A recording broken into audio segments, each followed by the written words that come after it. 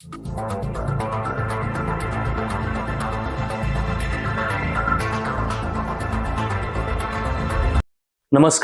माझं लातूर यूट्यूब चॅनलमध्ये आपल्या सर्वांचं स्वागत. मित्रहो, 11वीची ऑनलाईन प्रवेश प्रक्रिया सुरू झालेली आहे. राजर्षी शाहू महाविद्यालयातील पहिला राऊंड हा सुरू झालेला आहे आणि या राऊंडमध्ये अनेक पालकांना अनेक अडचणी आल्या, तसेच कुठले कट ऑफ किती आले या संदर्भात माहिती जाणून घ्यायची आहे. यासाठी ही माहिती देणार आहेत आपल्याला प्राध्यापक तांबडे सर. तर जाणून घेऊया प्रवेश प्रक्रिया पहिली कशी आहे किंवा त्यातली कट ऑफ काय आलेले आहेत. माझं लातूर या यूट्यूब चॅनलमध्ये आपणा सर्वांचं मी प्राध्यापक सुरेश तांबडे, राजर्षी शाहू महाविद्यालयातील आणि कनिष्ठ विज्ञान विभागातील एक वरिष्ठ शिक्षक म्हणून स्वागत करतो. यावर्षी सुद्धा 11वी प्रवेश प्रक्रिया ही सेंट्रलाइज्ड ॲडमिशन प्रोसेस म्हणजेच कॅप राऊंडच्या माध्यमातून होत आहे. प्रवेश प्रक्रियेचा पहिला जो महत्त्वाचा टप्पा होता, विद्यार्थ्यांनी गव्हर्नमेंटच्या पोर्टलवर रजिस्ट्रेशन करणे हा पूर्ण केलेला आहे. तो पूर्ण झाल्यानंतर ज्याला शून्य फेरी असं म्हणतात किंवा 0 राऊंड असं म्हणतात, त्या राऊंडचेही प्रवेश झालेले आहेत. शून्य फेरी यामध्ये फक्त मॅनेजमेंट कोटा, अल्पसंख्याक कोटा आणि इन हाऊस कोटा या 3 कॅटेगरीचेच प्रवेश झालेले आहेत. आणि कालपासून म्हणजे 29 तारखेपासून 11वी प्रवेश प्रक्रियेची प्रथम फेरी किंवा फर्स्ट राऊंड हा सुरू झालेला आहे. आणि या पहिल्या फेरीमध्ये राजर्षी शाहू महाविद्यालयामध्ये 11वीच्या प्रवेशासाठी जी काही पूर्तता करणं गरजेचं असतं ही अगदी पूर्वीपासूनच आम्ही तयारी केल्यामुळे झालेली आहे. प्रवेश प्रक्रियेमध्ये सध्या विद्यार्थ्यांना आणि पालकांना जे मार्गदर्शन करणं गरजेचं आहे तेही अगदी सुरळीतपणे आणि व्यवस्थितपणे नियमाला अनुसरून मार्गदर्शन केले जात आहे.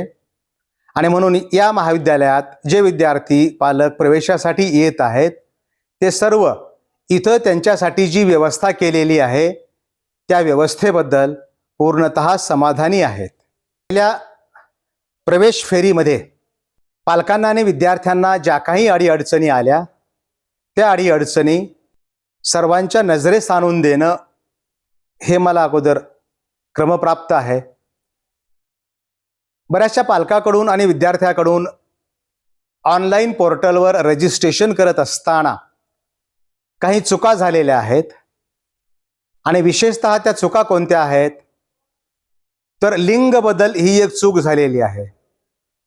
रजिस्ट्रेशन करत असताना मेलच्या ऐवजी फिमेल करण्यात आलेलं आहे. ॲक्च्युअली तो मुलगा आहे पण फिमेल करण्यात आलेले, किंवा मग याच्या उलट झालेला आहे. किंवा काही विद्यार्थ्यांच्या डेट ऑफ बर्थमध्ये चुका झालेल्या आहेत, काही विद्यार्थ्यांच्या कॅटेगरीमध्ये चुका झालेल्या आहेत. काही विद्यार्थ्यांनी प्रेफरन्स देत असताना त्यांना जो योग्य क्रम द्यायचा होता तो नजर चुकीने दुसरा क्रम देण्यात आलेला आहे. आणि म्हणून त्यांना ज्या महाविद्यालयात अपेक्षित प्रवेश मिळावा असं वाटतं तिथे प्रवेश न मिळता त्या विद्यार्थ्याचं नाव दुसऱ्या कुठल्या तरी महाविद्यालयाच्या यादीमध्ये गेलेलं आहे. अशा काही जनरल अडचणी बऱ्याचशा विद्यार्थ्यांनी पालकांना आलेल्या आहेत.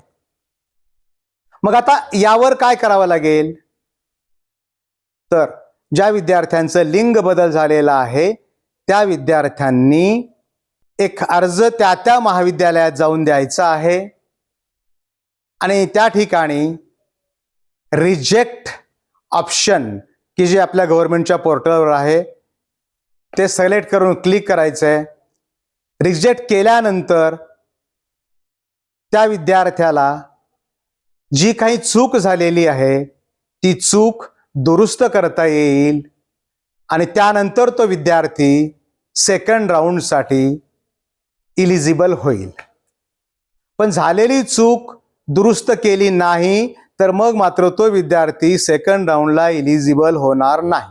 आणि म्हणून माझे पालकांना विद्यार्थ्यांना एक विनंती आहे की जर चूक झालेली असेल तर कोणीही घाबरून जाण्याचं कारण नाही, पॅनिक होण्याचं कारण नाही. आपल्याला पुढच्या राऊंडमध्ये भाग घेता येतो. यानंतरही दुसरा राऊंड आहे, तिसरा राऊंड आहे, चौथा राऊंडही आहे आणि विशेषतः मुलींसाठी एक 5वी फेरी सुद्धा आयोजित केलेली आहे. आणि मग दुसऱ्या राऊंडचं, तिसऱ्या राऊंडचं, चौथ्या आणि 5व्या राऊंडचं जे वेळापत्रक आहे, हे वेळापत्रक मंडळ नंतर डिक्लेअर करणार आहे. आता पहिल्या राऊंडसाठी 29 तारखेला प्रवेश सुरू झालेले आहेत आणि 3 तारखेपर्यंत संध्याकाळी 6 वाजेपर्यंत यांना वेळ दिलेला आहे.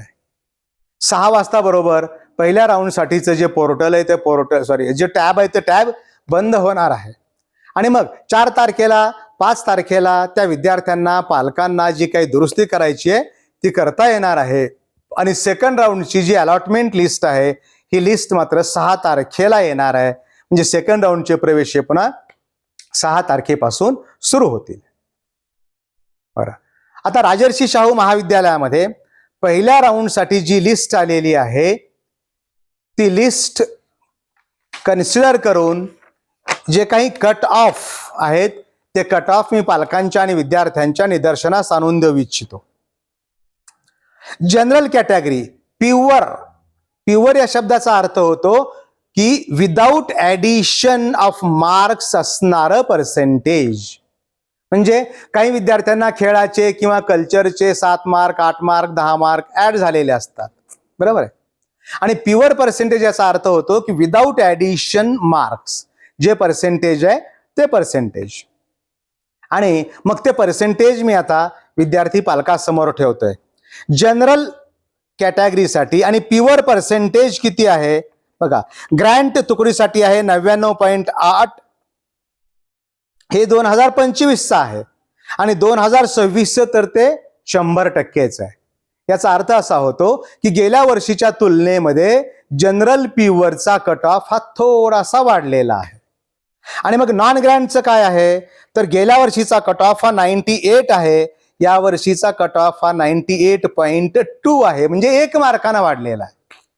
गेल्या वर्षा तुलनेत हा कट ऑफ 1 मार्कानं सध्या तरी वाढलेला दिसतोय. तसंच OBC pure category without addition of marks जे आहे, ओबीसीचा कट ऑफ हा 97.8 2025चा आहे, तर या वर्षीचा आहे तो 97.8, म्हणजे तो सेम राहिला आहे, तो ॲज इट इज आहे. आणि नॉन ग्रँटचा जो आहे तो 96.6 आहे.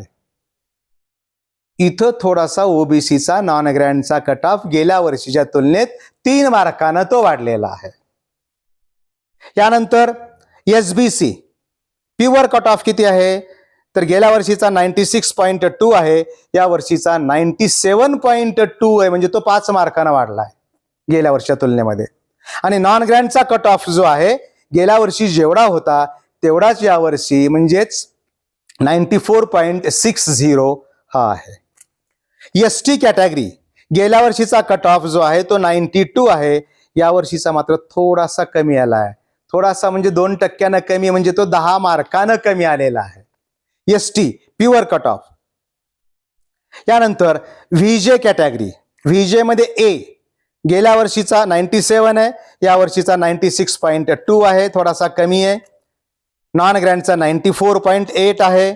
NTB 96.8, ग्रँटचा आहे 93, नॉन ग्रँटचा आहे. NTC 98 आहे, ग्रँटचा कट ऑफ, तर 97 आहे नॉन ग्रँटचा कट ऑफ. NTD 99 आहे, ग्रँटचा कट ऑफ, तर 97.6 हा नॉन ग्रँटचा कट ऑफ आहे. आणि यानंतर अजून एक महत्वाची EWS कॅटेगरी जी आहे त्या कॅटेगरीचा कट ऑफ 97.20 हा ग्रँटचा आहे. तर साधारणतः पहिल्या राऊंडचे राजर्षी शाहू कनिष्ठ विज्ञान महाविद्यालयातील हे कट ऑफ आहेत. पण पुढच्या राऊंडमध्ये जो आहे तो बायचान्स काही कॅटेगरीचा कट ऑफ यापेक्षाही वाढू शकतो. गेल्या वर्षीच्या अनुभवावरून हे मी तुम्हाला सांगतोय. याचं कारण असं आहे की काही विद्यार्थी बोर्डातून उत्तरपत्रिकेच्या सत्यप्रती किंवा झेरॉक्स प्रती घेऊन येतात, त्याचं पुनर्मूल्यांकन केलं जातं आणि काही विद्यार्थ्यांच्या गुणामध्ये त्यामुळे वाढ होते आणि म्हणून त्यांची टक्केवारी वाढलेली असते. आणि असे विद्यार्थी मग दुसऱ्या राऊंडच्या वेळेस, तिसऱ्या राऊंडच्या वेळेस वाढलेल्या गुणांच्या टक्केवारीचा मार्क मेमो अपलोड करतात. आणि म्हणून काही कॅटेगरीच्या बाबतीमध्ये सेकंड राऊंड, थर्ड राऊंडच्या वेळेस ही टक्केवारी आपल्याला वाढलेलीही दिसेल. किंवा ती वाढलेली असतेच. अजून एक महत्त्वाचा आणि विशेषतः मराठा समाजाच्या बाबतीमध्ये किंवा मराठा समाजाच्या विद्यार्थ्यांच्या बाबतीमध्ये मी सांगू इच्छितो की EWS ही जी कॅटेगरी आहे, हे जे आरक्षण आहे, हे केंद्रानं दिलेलं आरक्षण आहे. आणि मग हे कोणासाठी दिलेलं आरक्षण आहे, तर हे सवर्णासाठी दिलेलं आरक्षण आहे किंवा ओपन कॅटेगरीसाठी दिलेलं हे आरक्षण आहे. मराठा समाजाव्यतिरिक्त उदाहरणार्थ लिंगायत समाज असेल, मोमेडियन समाज असेल किंवा राजपूत समाज असेल, जे ओपन आहेत, जे अनरिझर्व आहेत, त्यांच्यासाठी EWS हे आरक्षण केंद्रामध्येही ऍप्लिकेबल आहे आणि स्टेटमध्येही ऍप्लिकेबल आहे. पण फक्त मराठा या कास्टसाठी, या जातीसाठी EWS हे आरक्षण केंद्रासाठी म्हणजे 15% जागा यासाठी इलिजिबल आहे. जसं मेडिकल आणि इंजिनिअरिंगच्या 15% जागा ह्या केंद्र सरकार भरतं, त्या ठिकाणी मराठा समाजाला EWS हे सर्टिफिकेट 15% जागेसाठी वापरता येतं, ते इलिजिबल आहे. पण 85% जागा किंवा EWS हे प्रमाणपत्र महाराष्ट्रासाठी वापरता येत नाही. याचं कारण असं आहे की महाराष्ट्र राज्यामध्ये मराठा समाजाला SEBC हे आरक्षण दिलेलं आहे आणि मग एकाच समाजाला 2 वेगवेगळी आरक्षणं नियमानुसार नसतात. हे त्या पाठीमागचं कारण आहे. धन्यवाद.